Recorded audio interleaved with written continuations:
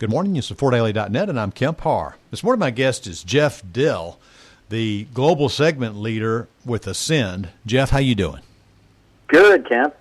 Good to talk to you. I met you briefly at Surfaces, and we had scheduled this appointment to talk. What a great time now, especially in light of this news yesterday that Invista has given us the timeline now. They are out of the carpet fiber business by 1st of July of this year, and that has an impact on what we're going to talk about. Before we get into all that, though, first let me go through your background. Jeff, you've been at Ascend, which many people may know was formerly called Solutia. These are some of the assets of Solutia. But you were at Invista for 17 years. You've been in Ascend now for just under 2 years. You're a Georgia grad, and you graduated with a marketing degree, right?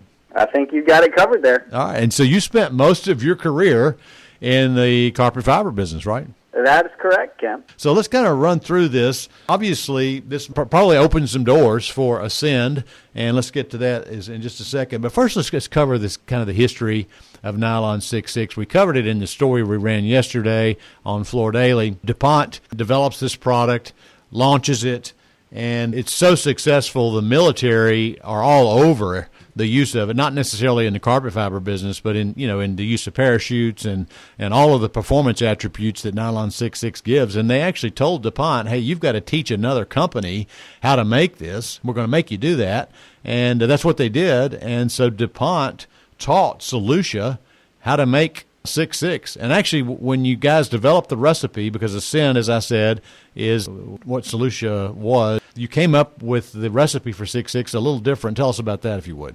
Yeah, so we go about making our Nylon 6.6 slightly differently than DuPont did. We use a propylene-based formula where their key ingredient is butadiene. But yeah. I think the rest of it's fairly similar. And also tell us, if you would, since you know, kind of the market dynamics, the differences in cost between what Nylon 6.6 chip sells for versus, say, a nylon chip. The differential's about 40 cents, isn't it, or is it more than that? Well, I think, things have changed over the last 2-year period where we've seen tremendous inflation, but certainly Nylon 6.6 carries a premium over Nylon 6 due to some of the performance characteristics and value that we create in the market. Mm-hmm. Again, to keep the carpet fiber out of it for just another minute, if somebody wants to buy Nylon 6.6 chip in this country, obviously Invista is going to still be in the business. They're going to use it for airbags and for EV and car parts, a whole different set of marketplace uses. But you also, like we mentioned before, can sell chip to all these markets. So there's really just two sources, right? Invista and Ascend are two of the larger ones that are going to participate in the market. I would say that the two you mentioned are really the fully integrated from raw materials all the way through to Nylon 6.6 products. And the reason that there's a cost differential, obviously it's harder to make 6.6, but there's also a performance differential, right? Absolutely. I mean, you've got the texture retention characteristics in terms of durability performance is where I think Nylon 6.6 shines. But we also have great stain performance as well as dyeability for our products. And so our customers find value in buying Nylon 6.6 and creating the beautiful carpet styles that they sell in the market today. Yeah, I mean it's got a higher melting point, it's got more crush resistance, it's got more texture retention, and then the look too, when the way it accepts dyes and what it looks like when it's dyed, that's all different, right? Yeah, it's a little bit harder to dye than a Nylon 6.6 product, but therein, when you think about the stain performance, it also makes it a little bit harder to stain those carpets as well. And so I think when you look at it on a collective basis, when you add in the durability story, the staining story, and the soiling story, we think it makes the best carpet in the market. We just moved to carpet fiber for a minute.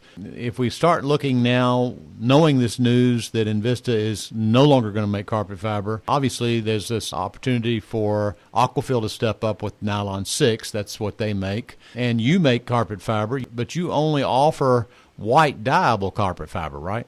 That's correct, Kemp. I mean, I think it fits our strategic vision of where we want to be in the portfolio of products that we make. Mm-hmm. And so we are focused on white dyeable fibers. We've got a tremendous portfolio that includes different luster variations, different dye variants, and even a variable dye product called ombre that some of our customers are using today. Yeah, I know ombre. That was actually the yarn that Royalty used on that Surfaces 3 or 4 years ago. It's got some color striations in it, right?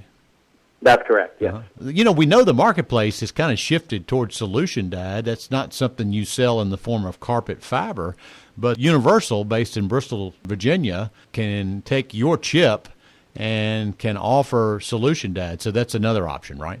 So we are in the business of selling nylon 66 chip or polymer out in the marketplace. Yeah. So we have different customers that will buy that and can create carpet fibers with that. And so that's how we indirectly participate in the solution dyed market. And Universal is probably one of the biggest options there for 6.6, right? Universal does make solution dyed nylon 66 fiber. So is there limited capacity now for carpet yarn with Invista shutting this down? Well, listen, what I want to talk about today is what's exciting at Ascend and what's new. And so, we heard from our customers last year that there was a demand for nylon 66 products, both existing and new customers. And so we rapidly put together an investment plan and executed on that pretty quickly. We were able to do a significant expansion of our capacity at the end of Q4 of last year, and we've already got that up and running. And so we're able to capitalize on some of the market changes that are happening today. All right. Okay. So you can call Ascend. It's there. It's available. You've got capacity. So this is one option for replacing what's going away in Camden, South Carolina, right? Yeah, we believe that nylon 66 creates a superior carpet product, and that there's going to be continued demand for this type of performance. And so we just want to continue to make investments that are going to support our customers and the demand for those products. Now, if somebody wants to get a hold of you, what's the URLs? It's probably Ascend something, right? They can reach us at www.ascendmaterials.com. That's great, Jeff. Appreciate you talking to us about what's going on in this 6.6 carpet fiber market. Again, been talking to Jeff Dill, the global segment leader for Ascend, and you've been listening to Kemp Harr and FloorDaily.net.